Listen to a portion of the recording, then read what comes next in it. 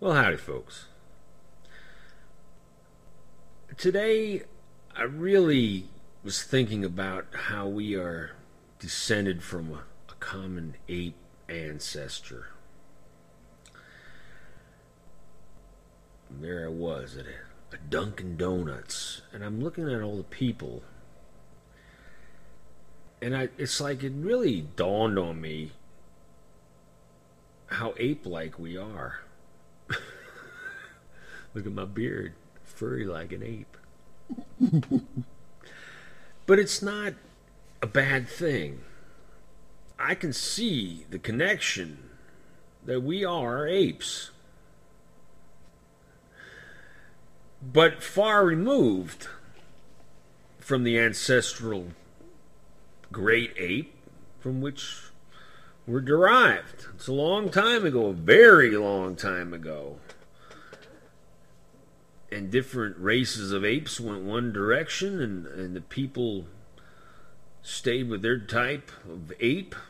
We are what we are, and we've been that way for a long time, way before the age of religions being invented thousands of years ago. By the time their age happened, they're so far removed from the ape, there was no written record in tens, hundreds of thousands of years of the progression of life. So the people that invented stories about how we came about, they had absolutely no clue how we showed up on the planet Earth. Books written to try to explain where do we come from was merely guesswork done by people who were totally clueless, absolutely clueless where humans came from. And the thought behind what these books were hoping to teach the fellow humans that would read these books or be taught these books and what they had to say about our origins, this was all that humanity had to go by. And humanity today, a large portion of it, whatever the percentage would be, still fall back on these books written by people who were clueless, telling us about how we were created, coming up out of the dirt, almost by magic, but it was some supreme being. The books themselves were guesswork, not eyewitness accounts. We have an importance problem. The idea that we had come from apes really knocks us down in stature, in a way, to some people. And it's an unforgivable approach to trying to explain who we are as humans. We're just apes. People don't want to believe that. People don't want to believe that we're apes or descendants of a common ancestral ape. That must really hurt some people's feelings to think that's all we are, is apes. And the other stories that were written to try to explain things, some of it was hoping to control people by threats of eternal judgment, or the promise of eternal life. This is all invention of humans. Now, when you're setting about trying to learn about things, whether it be now or as a younger person, and you're looking for answers, it's just like a child As a child's growing up, child asks its parents about everything. Why? Why is this? Why is that? And the parents try to answer. The parents hopefully will know more than the child and give the child good answers. Humanity itself, in looking for answers for hundreds and hundreds and hundreds of years, and it's looking for answers, and it's like, where are the answers going to come from? There was no science thousands of years ago. The knowledge people had was practical knowledge in implementing what they knew for various reasons.